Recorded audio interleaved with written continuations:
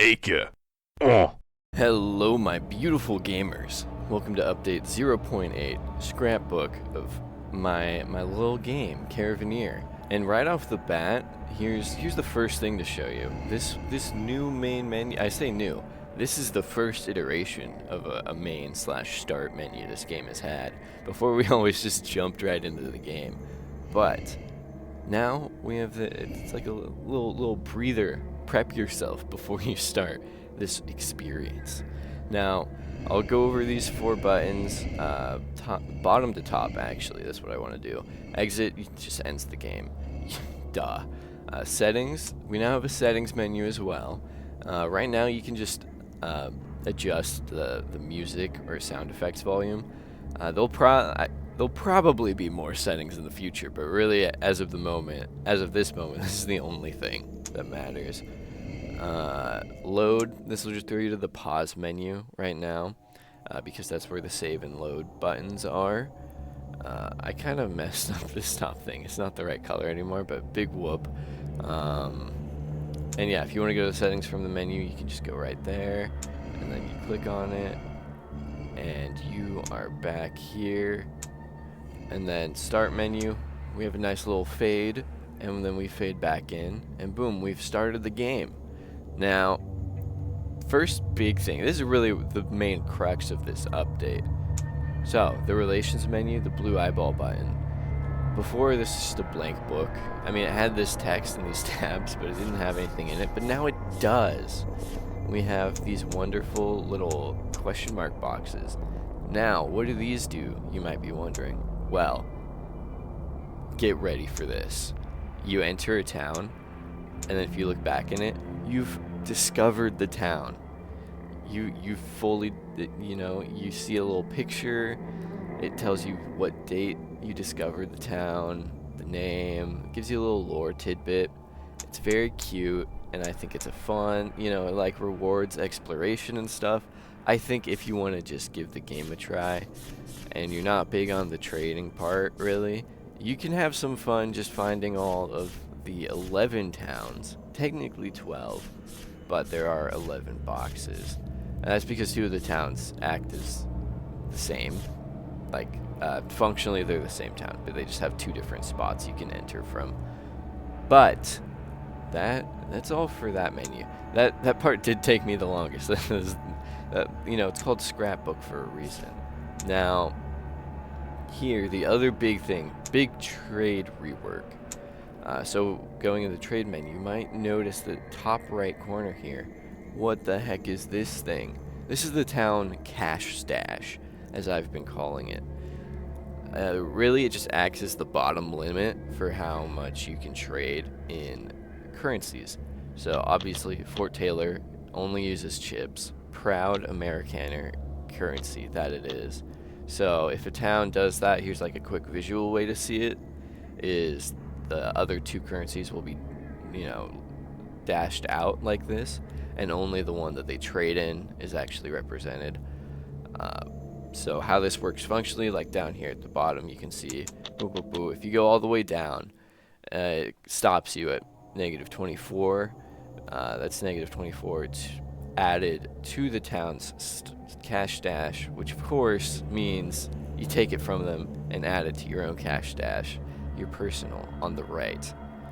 And then other thing we've done with trade here, let's see this. Now, before, the trade acceptance but percent chance here was kind of set by these 6 or 7 distinct blocks. I think it was like either 5%, 15, 35, 50, 60, 85, 100. It was something like that.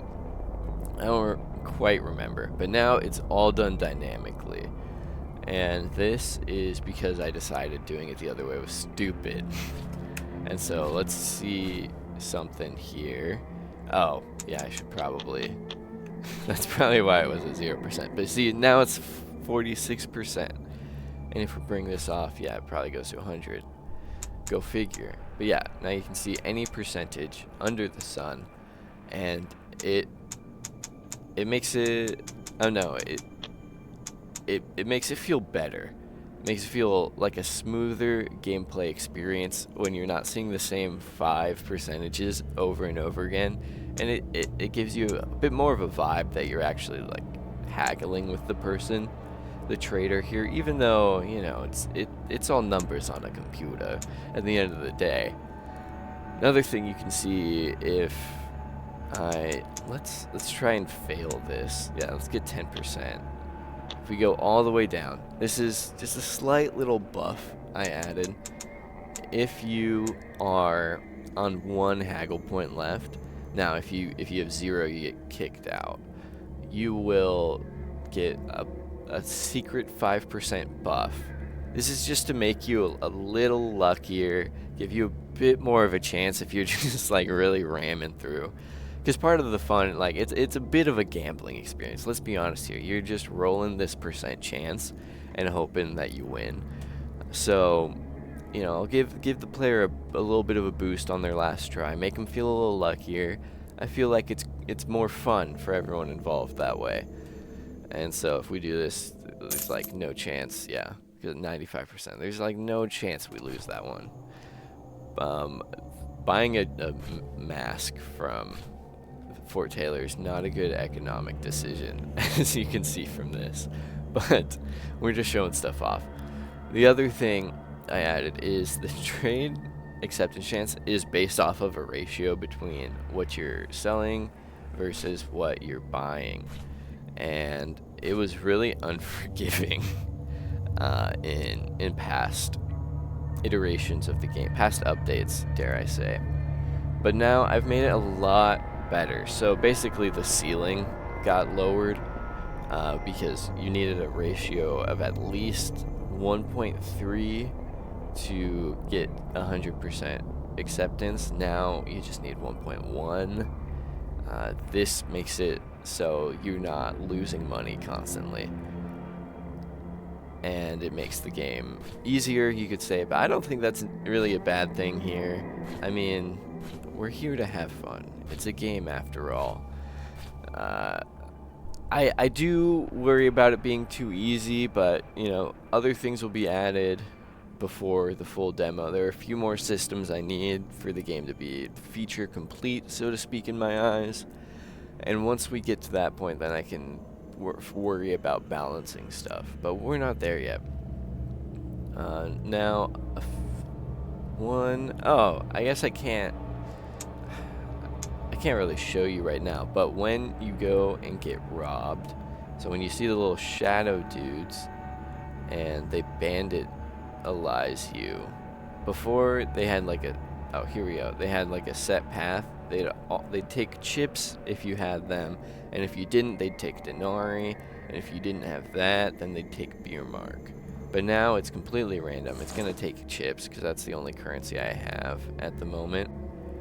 C'est la vie.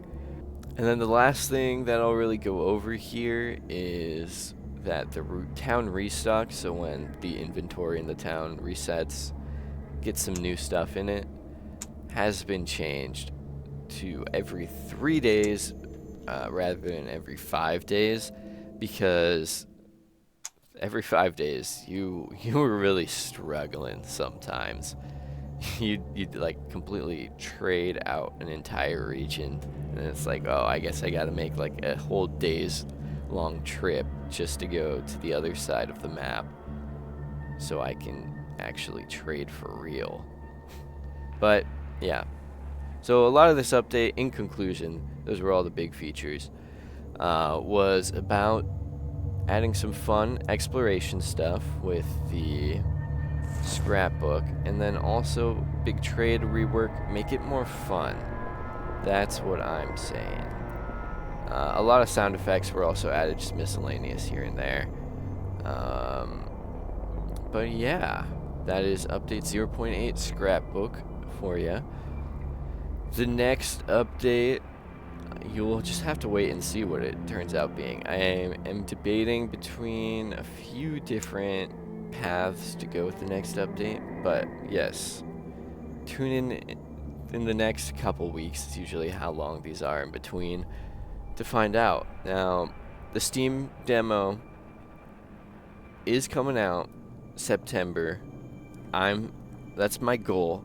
I'm gonna meet my goal, I promise. But yeah, probably 2 or 3 more updates until then. But that being said, that's all I have for you fine folks at home. So, have fun, play Caravanier, please and thank you. And more than anything, have a wonderful day.